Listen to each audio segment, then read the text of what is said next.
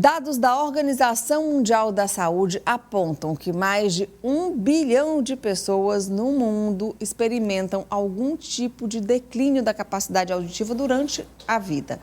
A maior parte desses problemas ela pode ser evitada com cuidados básicos em algumas ações do nosso cotidiano. Então, para entender melhor esse cenário e também como cuidar bem da nossa audição, hoje a gente vai conversar com a médica, a doutora Nara Nunes. Ela é otorrinolaringologista e está aqui com a gente para tirar nossas dúvidas. Eu estou cheia de dúvidas. Bom dia, doutora Nara. Seja bem-vinda. Bom dia, Neyara. Eu que agradeço o prazer de estar aqui conversando sobre um assunto tão importante que é a nossa saúde auditiva, né? Bom, para a gente entender, eu gostaria que a gente colocasse já uma imagem do nosso ouvido. Porque a gente tem mania, às vezes, de confundir a orelha com o ouvido. Eu queria que a senhora explicasse um pouco como é que funciona isso. Na verdade, a audição, né, ela é composta, o ouvido, o ouvido é composto de 3 partes, né?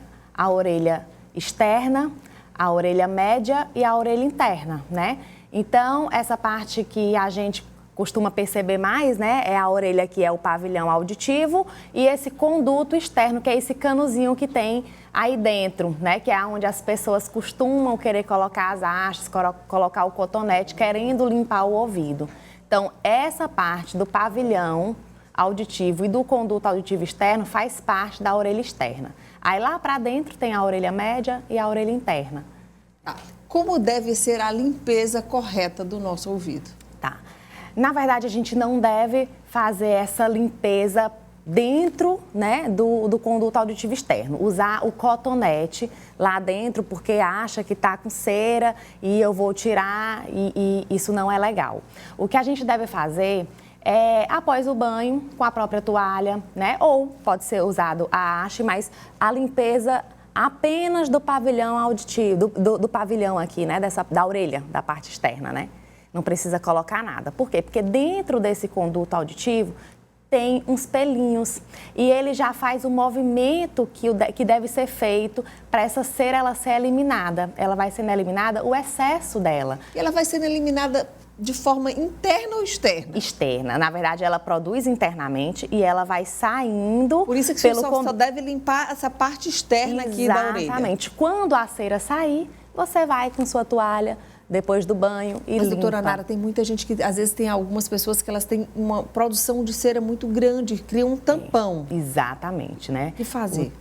Essas pessoas, geralmente, elas usam as hastes, porque quando você vai pensar em limpar com o cotonete, ao invés de você tirar, você às vezes acaba conseguindo tirar alguma coisa, mas você empurra a maior parte da cera e vai tampando lá dentro. Chega uma hora que tampa todo o conduto, né, que é tipo um cano, e aí realmente você tem aquela sensação de o ouvido tampado. Ali tem que fazer um procedimento, então, para retirar. Tem que ir ao otorrino para poder fazer uma limpeza. Ele não vai conseguir remover tentando mexer com cotonete. Ele vai machucar o ouvido, provavelmente. Bom, outra dúvida também. A pessoa está num banho de piscina, num banho de rio e entra água no ouvido. O que deve fazer? Geralmente a gente coloca um pouquinho mais de água e vira a cabeça. Tá certo? Na verdade, a gente não deve colocar nada dentro do ouvido, a não ser que seja uma orientação médica, né?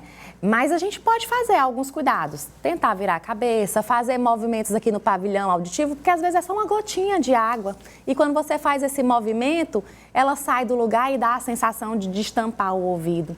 Então, na maioria das vezes, a gente não precisa fazer nada, mas se isso estiver incomodando, realmente precisa procurar o otorrino, porque uma água lá dentro do ouvido pode chegar a infeccionar o ouvido. E o uso de headphone, de fone de ouvido, por exemplo, eu uso fone aqui de ouvido direto, no meu celular também uso fone de ouvido, muita gente usando o headphone mesmo.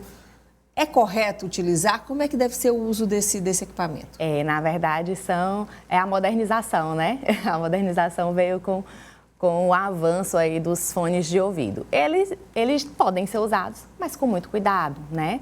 Na verdade, como o corpo todo, né, à medida que a gente vai envelhecendo, a nossa audição ela também vai envelhecendo. Então, a gente vai perdendo aos poucos a audição. Independente da gente ter contato ou participar, ou estar em meio de zoada, persistente, a nossa audição ela vai envelhecendo ao longo do tempo. Quando a gente começa a ter contatos com agentes externos que podem piorar a nossa audição, essa audição ela pode ser perdida antes da época. E os fones de ouvidos, eles vêm com isso, porque assim, hoje os adolescentes, eles gostam muito do fone de ouvido, mas eles gostam de escutar num volume muito alto. Ou seja, né? Pode usar, mas com um volume moderado. Geralmente os celulares, eles mostram o volume permitido, eles colocam como vermelhinho quando você aumenta demais o volume.